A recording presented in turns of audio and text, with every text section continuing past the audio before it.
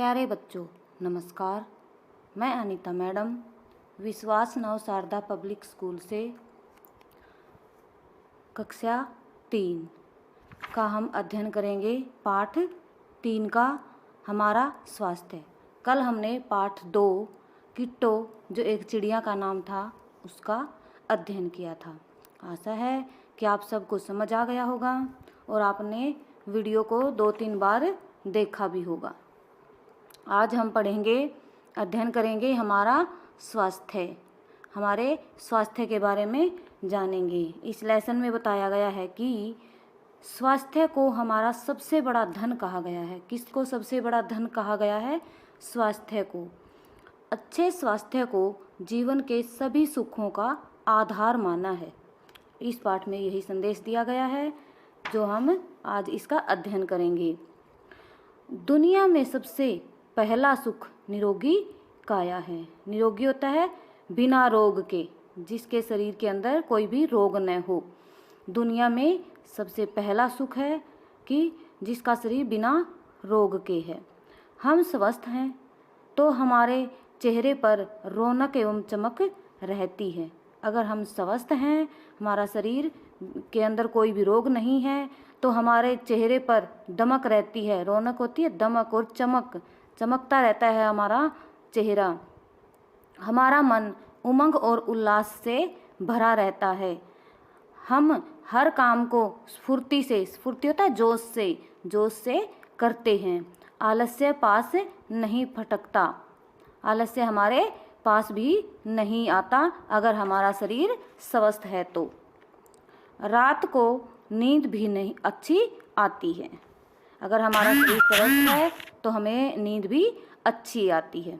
इसके विपरीत, इसके उल्टा, जब स्वास्थ्य ठीक न हो तो कुछ भी अच्छा नहीं लगता। जब हमारा स्वास्थ्य ठीक नहीं होगा तो हमें कुछ भी अच्छा नहीं लगेगा। न भूख न नींद, न हमें अच्छी भूख लगेगी और न ही हमें नींद आएगी। स्वभाव में चिड़चिड़ापन आ जाता है। स्वभाव में भी चिड़चिड़ापन आ जाता है। इसलिए कहा भी गया है कि स्वस्थ तन में स्वस्थ मन और मस्तिष्क का निवास होता है। अगर हमारा तन और मन और मस्तिष्क स्वस्थ है तो उसके अंदर बहुत ही अच्छा महसूस करते हैं हम। तन और मन स्वस्थ रहें, इसके लिए सबसे पहली आवश्यकता है स्वच्छता। स्वच्छता होता है सफाई। हमें स्वच्छता तन की, मन की, घर की और बाहर की। ये नहीं है कि हमने अपना तन साफ कर लिया, अपना घर साफ कर लिया तो हम साफ हो गए। हमारा मन भी और बाहर आस पड़ोस को की भी हमें सफाई करनी है। तन की अर्थात शरीर की स्वच्छता के लिए हमें शरीर के सभी अंगों को साफ रखना चाहिए। तन के सभी अंगों की हमें सफाई करनी चाहिए। हमारी त्वचा में छोटे छोटे छिद्र होते हैं। आपने देखा भी होगा कि जो हमारी त्वचा है उसके अंदर छोटे छोटे से छेद मिलते हैं। छिद्र होता है छेद। इन्हें रोमकूप भी कहा जाता है। इन्हें क्या कहा जाता है? रोमकूप। क्या आपने कभी ध्यान से देखा है? इनसे ही तो पसीना निकलता है। जो हमारे छिद्र होते हैं इनसे ही तो पसीना निकलता है। जिस पर प्रतिदिन धूल के कण जम जाते हैं, जिससे त्वचा के छिद्र बंद हो जाते हैं। आजकल तो पाउडर, जेल, क्रीम, इत्र, खुशबूदार पदार्थ, डियो, जिसको आप सेंट भी कहते हैं, आदि छिड़कने का फैशन हो गया है। काफ़ी सारे बच्चे, जो सभी हैं, बच्चे क्या, सभी आजकल इसका इस्तेमाल करते हैं। इनसे भी छिद्र बंद होने लगते हैं। आजकल फैशन है, लेकिन इनसे क्या हो जाता है? छिद्र हमारे बंद हो जाते हैं, जिससे शरीर की गंदगी बाहर नहीं निकल पाती।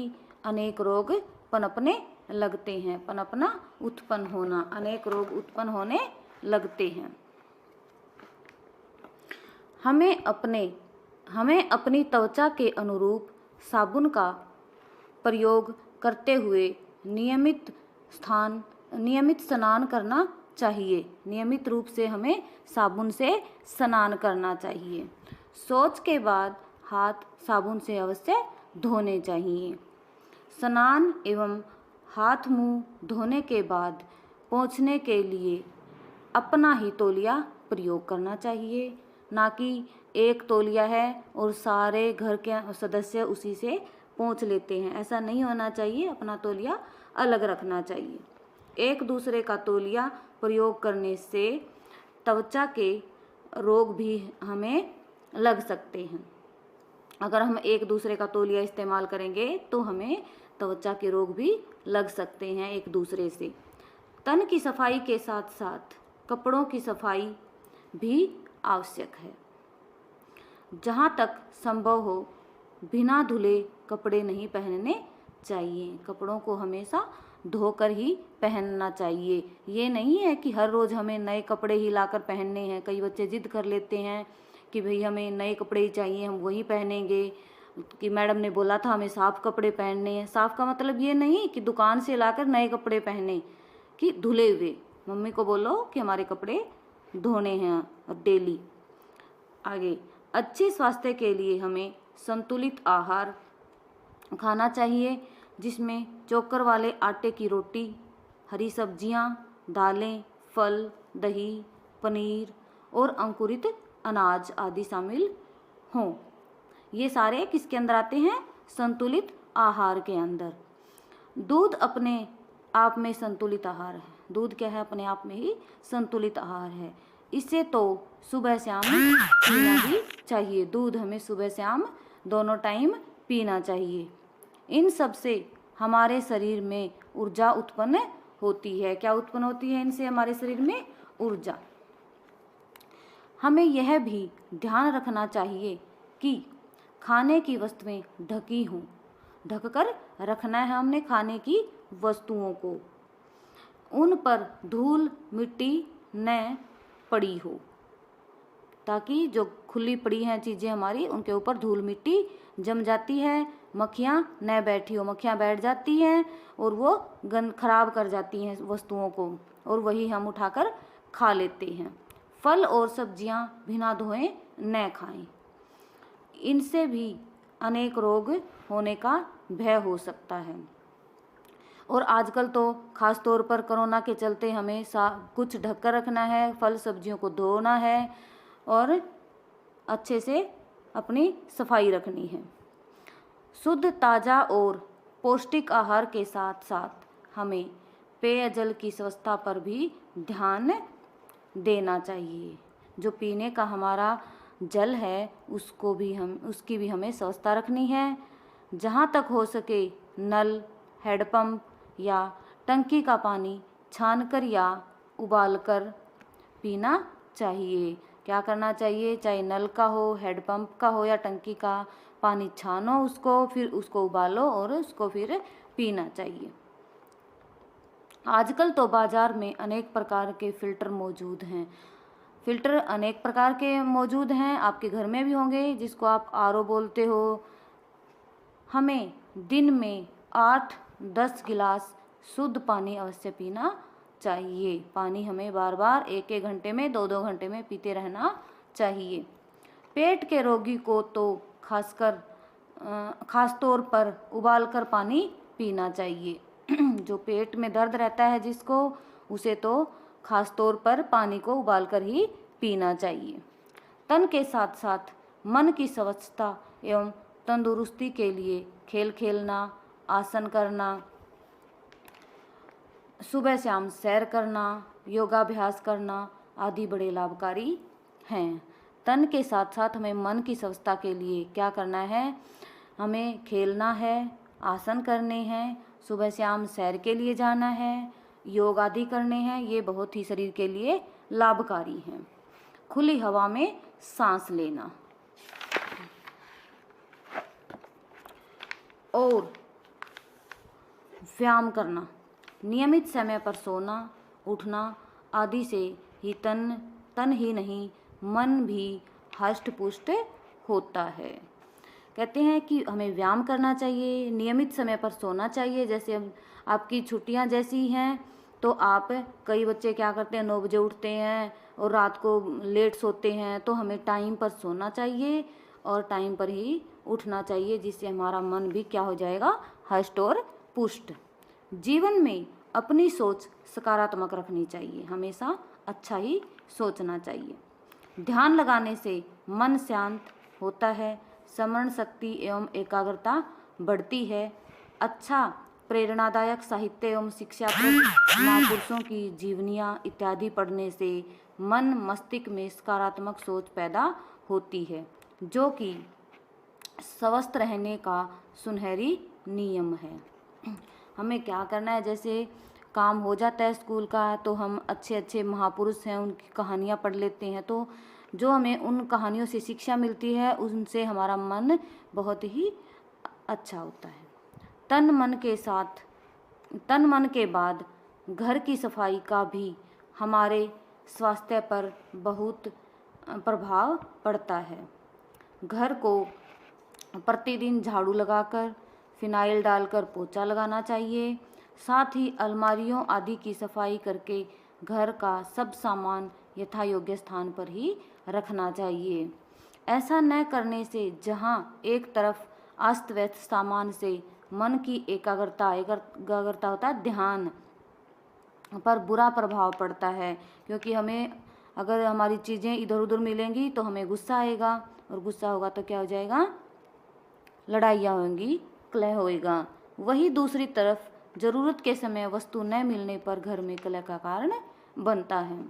घर में लगे जाले आदि भी नियमित रूप से उतारने जरूरी हैं। घर के अंदर जो जाले लग जाते हैं मकड़ियों के, उन्हें हमें डेली रोज़ साफ़ करना चाहिए, क्योंकि इनसे भी गंदगी के कीटाणु फैलने का भय रहता है, क्योंकि इनके अंदर कीटाणु पैदा हो जाते हैं।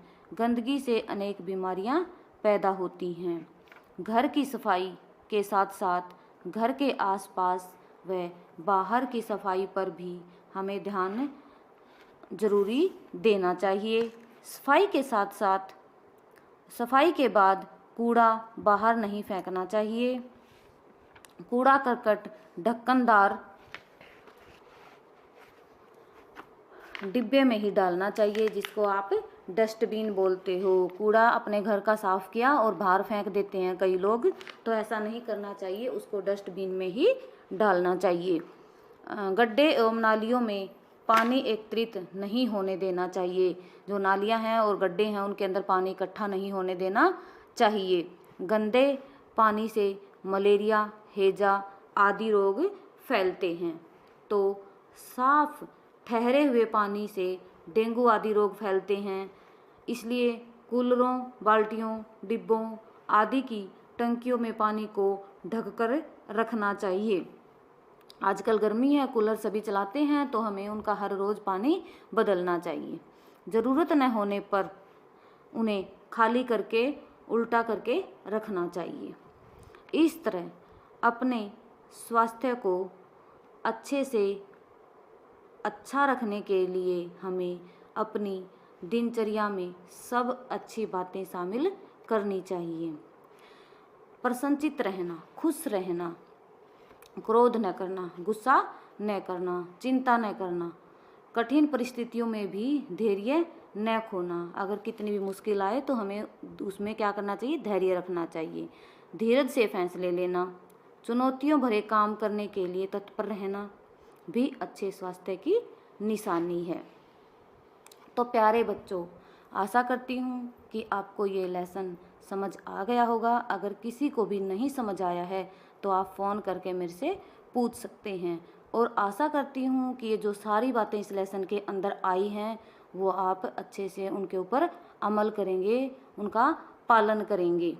इस पाठ के प्रश्नोत्तर व अभ्यास हम कर चुके हैं पहले, आपने उनको याद करना है, और इस पाठ की वीडियो को कम से कम 2-3 बार आपने रीडिंग करनी है, उसकी सुनना है, उसको पढ़ना है, ठीक है। बुक के अंदर से भी और वीडियो भी सुननी है। साथ में बुक रखोगे तभी वीडियो समझ आएगी आपको, ठीक है। साथ में आपने बुक भी खोलकर रखनी है, ठीक है। वेरी गुड, धन्यवाद।